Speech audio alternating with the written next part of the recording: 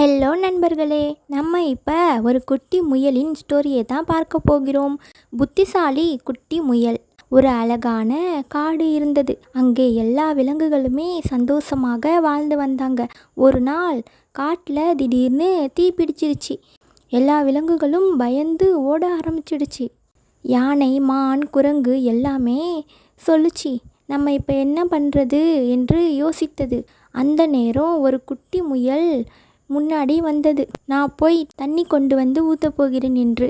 முயல் ஓடி போய் சின்ன குப்பியிலிருந்து தண்ணீரை வாயில் எடுத்து கொண்டு வந்து தீயில் சொட்ட சொட்ட ஊற்றுச்சு.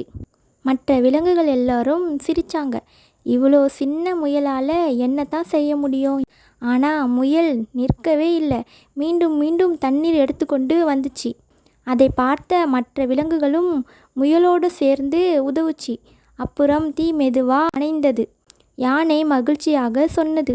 எல்லா விலங்குமே முயலை பாராட்டி தூக்கி கொண்டாடினார்கள். காட்டில் அனைத்து விலங்குகளுமே மகிழ்ச்சியாக இருந்தது.